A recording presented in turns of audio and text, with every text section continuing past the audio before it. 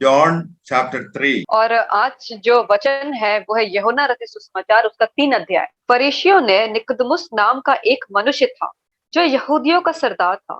उसने रात को यीशु के पास आकर उससे कहा, हे रब्बी, हम जानते हैं कि तू परमेश्वर की ओर से गुरु होकर आया है, क्योंकि कोई इन चिन्हों को जो तू दिखाता है यदि परमेश्वर उसके साथ ना हो तो नहीं दिखा सकता।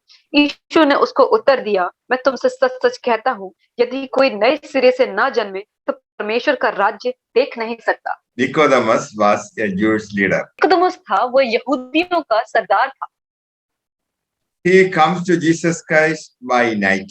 और वो यीशु के पास एक अंधेरी रात में आया था। And Jesus told him, unless a person is born again, he cannot see the kingdom of God. और यीशु ने निकोदेमुस से कहा कि अगर कोई नए सिरे से ना जन्म ले तो वो परमेश्वर के राज्य को नहीं देख सकता। Nicodemus thought that all the Jewish people had accommodation in heaven because they were descendants of Abraham. और निकोदेमुस को ये सिखाया गया था कि उस जाति के जो लोग हैं उन्हें स्वर्ग में एक रूम मिलेगा, क्योंकि वो जो है वो इज़राइल के वंश से आते हैं। He was shocked and surprised when Jesus said, one must be born from above to enter the kingdom of God. और जब उसने यीशु से ये बातें सुनी कि अगर कोई नए सिरे से ना जन्म ले तो वो परमेश्वर के राज्य को नहीं देखेगा, वो बहुत ही चकित हो गया। So Nicodemus this statement by Jesus Christ shattered the Jewish assumption that racial identity that assured their place in the kingdom of God. और जब उसने ये चीज सुनी तो वो बहुत ही आश्चर्य हो गया, क्योंकि वो जिस जाति से वो बिलोंग करता था कि वो उसे वो राज्य नहीं मिलेगा। The Jews were taught that since they descended from Abraham, they were automatically assured of heaven. क्योंकि यहूदियों को ये सिखाया गया था कि वो अब्राहम के वंशज हैं, तो उन्हें वो ऑटोमेटिक ही उन्हें स्वर्ग में राज्य मिलेगा। And Jews believed that the Messiah would come to establish a kingdom in this world. और उनको ये बताया गया था कि वो इस दुनिया में आए हैं क्योंकि उन्हें इस दुनिया के राज्य को बढ़ाना है। But they failed to understand that Jesus came to bring new life. और वो इस समझ को समझने में असफल थे कि यीशु इस जगत में आया ताकि वो लोगों को नई जिंदगी दे। For a person to enter the kingdom of God, one must have new life. और अगर हमें परमेश्वर के राज्य में प्रवेश करना है तो हमें नए सिरे से जन्म लेना है। To belong to the heavenly kingdom, one must be born into it. और अगर हमें स्वर्ग के राज्य में प्रवेश करना है तो हमें उस राज्य में जन्म भी लेना है। And now Nicodemus had a doubt: how can it be? और अभी निकोदेमुस को एक शक आया कि ऐसा कैसे हो सकता है। How can an adult enter the womb and born again? और उसे ये समझ में नहीं आया कि कैसे कोई एक बड़ा इंसान अपनी माता के गर्भ में फिर से जा सकता है और फिर से जन्म ले सकता है। Jesus told him that one must be born of water and the spirit to enter the kingdom of heaven. तब यीशु ने उसको बताया कि हर एक को जल और आग के द्वारा जन्म लेना है, तब वो स्वर्ग के राज्य में जा पाएगा। So born of water means one must be cleansed by the word of God. और पानी से जन्म लेने का मतलब है कि हर एक उस परमेश्वर के वचन से शुद्ध हो जाए। Because that which is born of flesh is flesh. क्योंकि जब हम उस मांस में जन्म लेते हैं तो उस मांस के होते हैं। Man's nature is gripped by sin, that an activity of the Spirit of God is necessary. We are हम जो है वो पापी हैं। To enter the kingdom of heaven, we need a new start. और हमें जो है परमेश्वर के राज्य में प्रवेश करने के लिए हमें एक नई शुरुआत की जरूरत है। An activity of the Spirit of God is necessary. और जो परमेश्वर की जो चालो चलन है वो हमारे जीवन में बहुत ही जरूरी है। God has to take the initiative और परमेश्वर जो है उसे इनिशिएटिव लेना पड़ेगा, So that is rebirth. और यही है वो दोबारा जन्म। It's an act of the Holy Spirit. और ये जो काम है वो पवित्र आत्मा के हैं। So the entire sinful nature is to be changed. और ये जो है हमारा जो पाप युक्त जो जीवन होता है वो बदल जाएगा। For that we have to take water baptism. और जैसा कि है उसके लिए हमें पानी से बपतिस्मा लेना है। So we repent and confess all our sins and ask Jesus Christ to cleanse us by his precious blood. और इसके लिए हमें पश्चाताप करना है और हमें बपतिस्मा लेना है, और हमें जितने भी हमारे गुनाह है उसे कबूल करना है, और हमें परमेश्वर से मांगना है कि वो हमें उसके कीमती लहू से हमें शुद्ध कर दे। So we must be born of water, तो इसी वजह से हम पानी से दोबारा जन्म ले लेंगे, and also we must be born of the Spirit. और इसी तरीके से हम उस आत्मा में भी दोबारा जन्म लेंगे। And Nicodemus was surprised that he had to undergo the same change.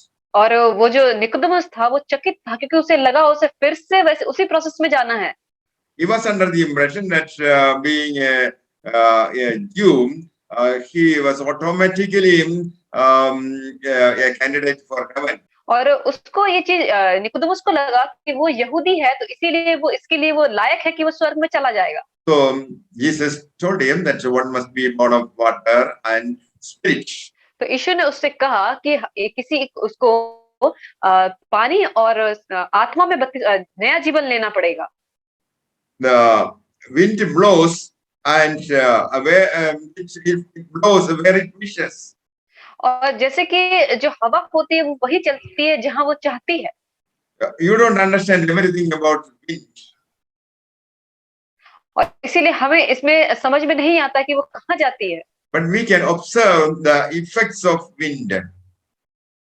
लेकिन हम ये चीज को देख सकते हैं कि उसके प्रभाव को हम अपने ऊपर देख सकते हैं। Jesus said that is how is with the birth of the spirit. और ईश्वर ने कहा यही ऐसा ही है जब इंसान उस आत्मा में जन्म लेता है। We know the spirit is mysterious as wind.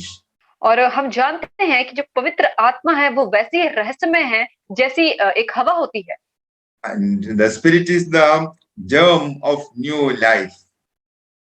और वो जो आत्मा है वो एक मणि की तरह है नई जीवन में।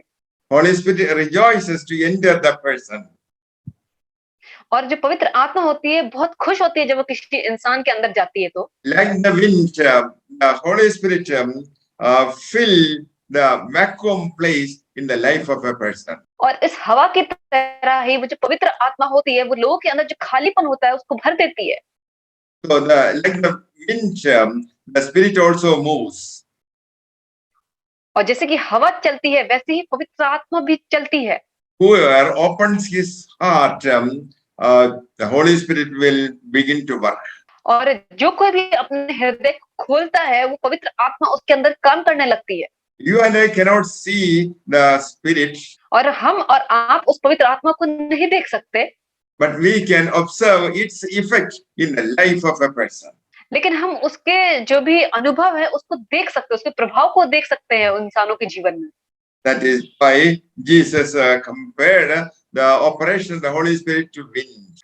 और इस तरीके से यीशु ने पवित्र आत्मा के जो काम है उसे हवा के द्वारा कंपेयर करके बताया। You may read verses 14 and 15. और जिस रीति से मूसा ने जंगल में सांप को ऊंचे पर चढ़ाया उसी रीति से आवश्यक है कि मनुष्य का पुत्र भी ऊंचे पर चढ़ाया जाए ताकि जो कोई उस पर विश्वास करे वो अनंत जीवन पाए। In the Bible, we read that many people in the desert were bitten by a snake. और जैसा कि हमने बाइबल में देखा है कि बहुत सारे लोग उस जंगल में सांप के द्वारा काट लिए गए थे। Because of snake bite, many Israelites died in the desert. और बहुत सारे इजरायली उस जंगल में सांप के काटे जाने के कारण मर गए थे। As per the guidance of God, Moses lifted up the snake in the desert. और जैसा कि परमेश्वर ने मूसा को आज्ञा दी, उसने उस सांप को बहुत ही जंगल में ऊंचे पर टांग दिया था। And those people who looked at the lifted bronze snake were saved.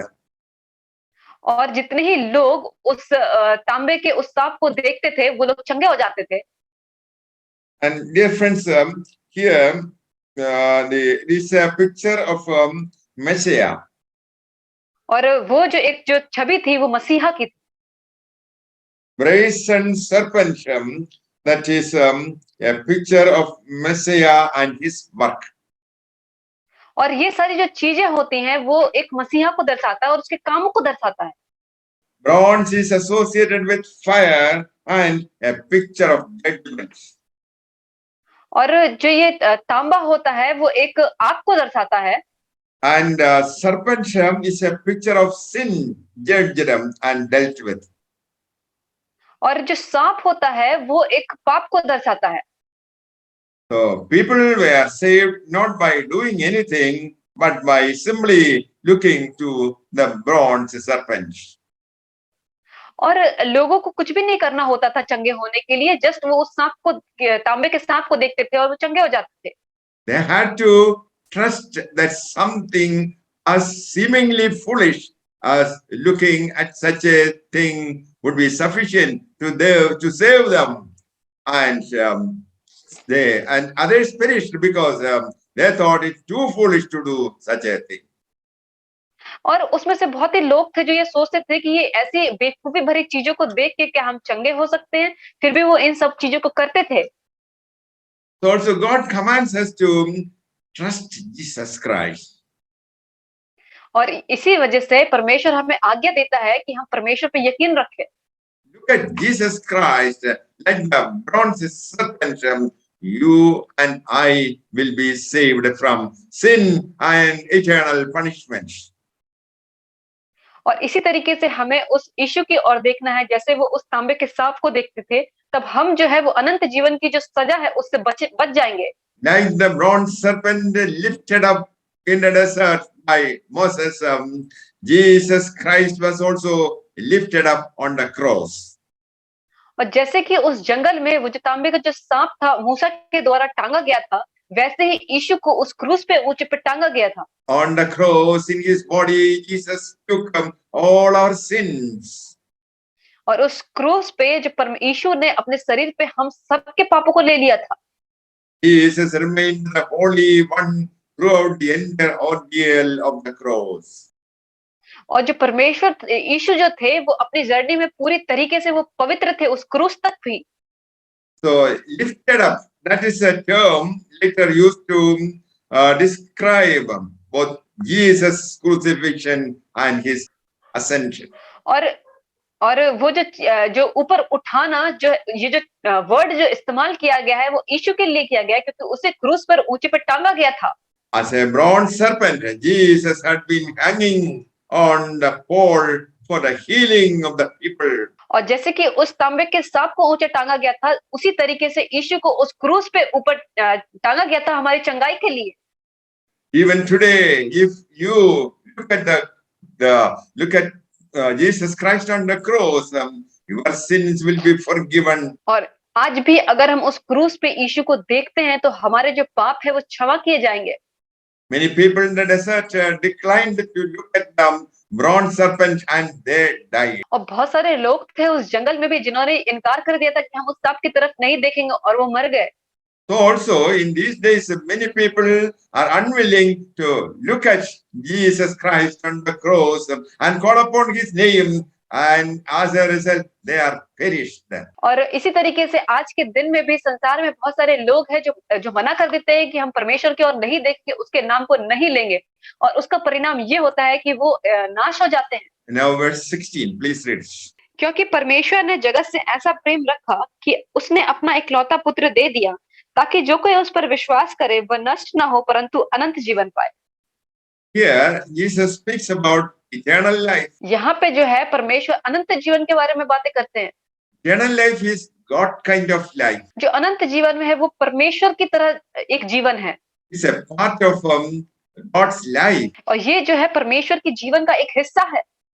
This life we enjoy in eternity. और ये जो जिंदगी है उसे हम बहुत ही एंजॉय करेंगे अनंत जीवन तक। And from the point of view of a believer, his eternity begins from the moment he first trusts Jesus. और एक विश्वासी की नजर से देखे तो उसकी ये अनंत जीवन की जो खुशी है उसी वक्त स्टार्ट हो जाती है जब वो परमेश्वर पर विश्वास करने लगता है। Jesus also said, God so loved the world that God was pleased to send his son to this earth. और बाइबल ऐसा भी कहती है कि परमेश्वर ने जगत से ऐसा प्रेम किया कि उसने अपने इकलौते पुत्र को इस जगत में भेज दिया। So the people in the world were sinners. God did not wait for their repentance and confession. और परमेश्वर ने अपने इकलौते पुत्र को भेजा ताकि जो लोग हैं जो अपना मन फिराएं या अपना पश्चाताप करें उन लोगों के लिए। God loved the world. God loved the people. So God sent his only son, Jesus Christ, to save the sinners. और परमेश्वर हम लोगों से बहुत प्रेम करता है, परमेश्वर इस संसार से बहुत प्रेम करता है, इसीलिए परमेश्वर ने अपने इकलौते पुत्र को भेजा ताकि वो हमारे पापों को अपने ऊपर ले ले। So this universal offer of salvation and life in Jesus was revolutionary. और इस यूनिवर्स में जो परमेश्वर के लिए जो बचाए जाने वाले जो लोग हैं वो एक नए तरीके से हैं। The sinners are unworthy. और जो पापी होते हैं वो योग्य नहीं होते। People are disobedient. जो लोग होते हैं वो आज्ञाकारी नहीं होते। They violate the commandments of God. और वो परमेश्वर की आज्ञाओं का उल्लंघन करते हैं। Till God sent his son to die for the sinners. और इन सब के बावजूद भी परमेश्वर ने अपने पुत्र को भेजा ताकि वो हमारे लिए मरे। God gave his only begotten son. परमेश्वर ने अपने इकलौते पुत्र को भेजा। So the believers must trust Jesus Christ. तो इसीलिए एक विश्वासी को यह होना चाहिए कि वो परमेश्वर पर यकीन रखे। The believer must rely on Jesus Christ. जो विश्वासी होते हैं वो यीशु की तरह होने चाहिए। Those people who cling to Jesus Christ will not perish. और जो लोग परमेश्वर के द्वारा साफ किए जाते हैं उनको कोई भी सजा नहीं मिलेगी। And God's love saves man from eternal destruction. और जो परमेश्वर का प्रेम होता है वो इंसान को उस अनंत सजा से बचा सकता है। God looked at the fallen humanity and did not want it to perish. और परमेश्वर ने देखा कि कुछ भी इंसानियत नहीं रही, लेकिन वो नहीं चाहता कि इंसान नाश हो जाए। So in his love, God extends the gift of salvation. और इसीलिए उनके प्यार के लिए परमेश्वर ने उस उद्धार को और भी बढ़ा दिया। And God's love will never change. और परमेश्वर का जो प्रेम है वो कभी भी नहीं बदलता। God will never stop loving his people. और परमेश्वर कभी भी नहीं रुकते अपने लोगों को प्रेम करने से। Eternal life is God's life. और जो अनंत जीवन होता है वो परमेश्वर का ही जीवन है। And you may read verses from 17 to 21. परमेश्वर ने अपने पुत्र को जगत में इसीलिए नहीं भेजा कि जगत पर दंड की आज्ञा दे, परंतु इसीलिए कि जगत उसके द्वारा उद्धार पाए। जो उस पर विश्वास करता है उस पर दंड की आज्ञा नहीं होती, परंतु जो उस पर विश्वास नहीं करता वह दोषी ठहर चुका, इसीलिए कि उसने परमेश्वर के इकलौते पुत्र के नाम पर विश्वास नहीं किया। और दंड की आज्ञा का कारण यह है कि ज्योति जगत में आई और मनुष्यों ने अंधकार को ज्योति से अधिक प्रिय जाना, क्योंकि उनके काम बुरे थे। क्योंकि जो कोई बुराई करता है वह ज्योति से बैर रखता है और ज्योति के निकट नहीं आता, ऐसा ना हो कि उनके कामों पर दोष लगाया जाए। परंतु जो सत्य पर चलता है वह ज्योति के निकट आता है, ताकि उसके काम प्रकट हो कि वह परमेश्वर की ओर से किए गए हैं। God did not send Jesus Christ to punish the world. और परमेश्वर ने यीशु को इस जगत में इसीलिए नहीं भेजा कि वो अपने लोगों को सजा दे। Jesus brought salvation to the world. यीशु जो है इस संसार में उद्धार को लेकर आया। Jesus brought some hope and healing to the people. परमेश्वर जो है वो उम्मीद और चंगाई को लेकर आया लोगों के लिए। Salvation is only through Jesus Christ. और जो उद्धार है वो केवल सिर्फ और यीशु की ओर से ही है। And those who do not believe or trust Jesus Christ will be condemned or punished. और जो लोग यीशु पर विश्वास नहीं करते उन्हें सजा दी जाएगी। Those people who do not trust or believe Jesus Christ are already condemned. और जिन लोगों ने परमेश्वर को ग्रहण नहीं किया, उस पर विश्वास नहीं किया, वो पहले ही दोषी ठहर चुके हैं। Heaven cannot accommodate unregenerated people. और जो स्वर्ग में है उन लोगों के लिए कोई भी रहने की जगह नहीं है जो विश्वास नहीं करते, They cannot live there safely. और वहां पे वो सुरक्षित नहीं रह सकते। Heaven is too hot to hold unregenerate sinners. और जो स्वर्ग जो है वो बहुत ही गर्म है उन लोगों के लिए जो विश्वास नहीं करते, They will be evicted from heaven. और उनको निकाल दिया जाएगा उस स्वर्ग से। Their place is hell, fire. और उनकी जो जगह है वो नरक है, वो आग है। Jesus is the light of the world. क्योंकि यीशु जो है वो इस जगत की ज्योति है। Gospel brings light to the lives of people. और ये सुसमाचार है वो लोगों की जिंदगी में प्रकाश को लेकर आता है। But man loved darkness. परंतु जो इंसान होते हैं वो अंधकार से प्रेम करते हैं। Everyone practicing evil hates the light. और जो बहुत सारे लोग होते हैं जो बुरे काम करते हैं अंधेरे में। And a person who does not believe in Jesus Christ shall not see eternal life. और जो लोग यीशु पर विश्वास नहीं करते वो लोग कभी भी उस अनंत जीवन को नहीं देख पाएंगे। And the wrath of God abates on the sinners. और जो परमेश्वर का क्रोध है वो उन पापियों के ऊपर पड़ेगा। So in this chapter, Jesus says one must be born again. और इस अध्याय में हमने पढ़ा कि हर एक को एक नए सिरे से जन्म लेना पड़ेगा। And let the bronze serpent, Son of Man, that is Jesus Christ, must be lifted up. और इसीलिए हमें मानना पड़ेगा जैसे कि वो जो तांबे का सांप था वैसे ही यीशु है उसे ऊपर उठाया गया। And Jesus must increase and we must decrease. और जो यीशु है वो ऐसे ही ऊंचा उठाया जाए और हम है वैसे ही नीचे गिराए जाए। May the Lord bless you all with these words. Amen. परमेश्वर आप सबको इन वचनों के द्वारा आशीष करे। आमीन।